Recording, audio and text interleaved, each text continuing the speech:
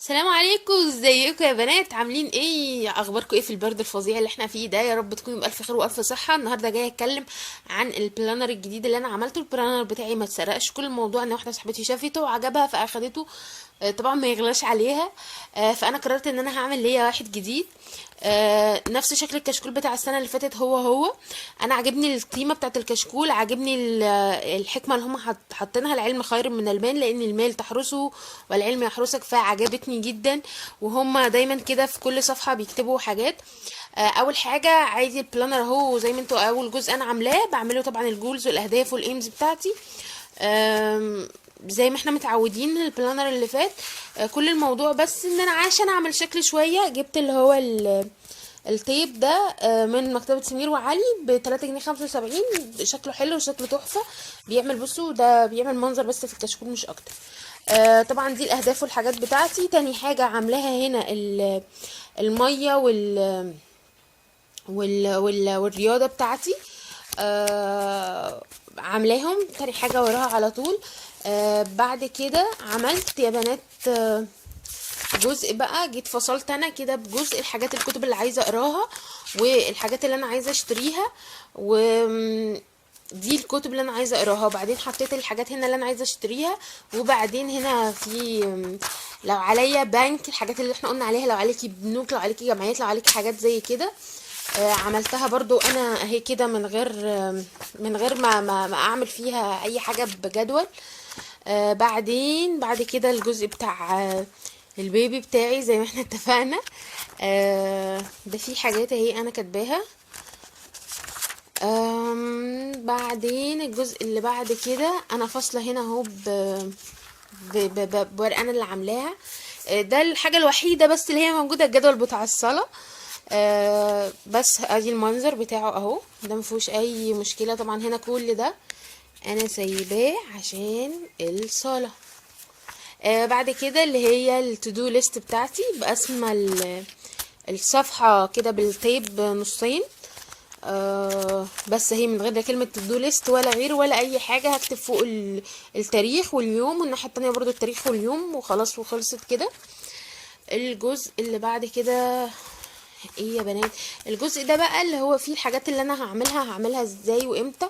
بصوا يا بنات، انا غيرت شويه في موضوع تنظيف البيت والكلام ده. انا عملت كل يوم عامله فيه اوضه معينه. عندي خميس وجمعه مش باخد فيهم اي حاجه فري. خميس وجمعه ايه، جمعه وسبت ما باخدش فيهم اي حاجه.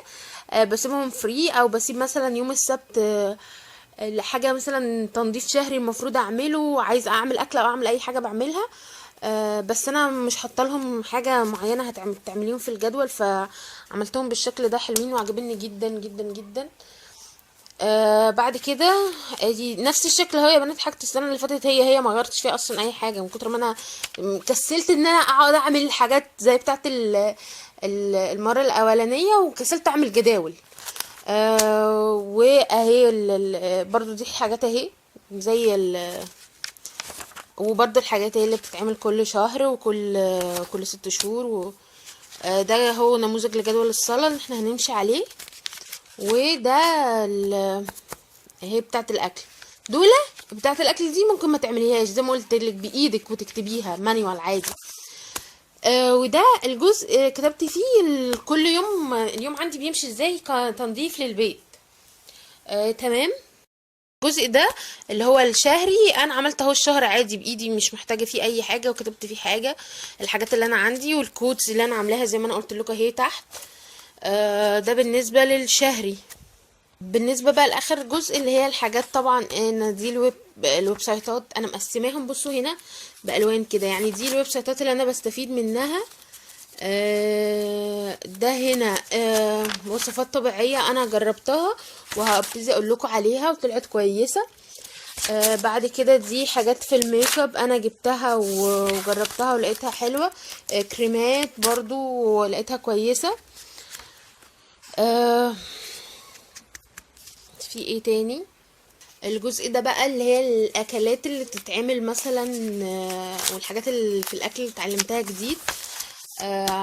عشان اعملها معاكم ميزانية كل شهر بكتبها هنا. وهعمل لكم فيديو عن الميزانية ان شاء الله قريب، ربنا بس يذكرني ويديني الصحة واقدر اعمل.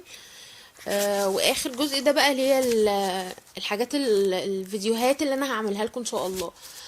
ده اهو يا بنات بشكل سريع جدا جدا جدا البلانر، من غير ولا جدول ولا اي حاجه، ولا من غير ما تتعبي نفسك في 10 دقايق او في ساعه مثلا. ساعه دي نفسك ساعه تقعدي تعملي فيها البلانر. يا رب يكون الفيديو عجبكم، ولا بكون لبيت كل طلباتكم، واللي انتوا عايزينه اكتبوه لي تحت في الكومنتات. ما تنسوش تعملوا شير ولايك وسبسكرايب. مستنياكم في فيديو تاني جديد، والسلام عليكم.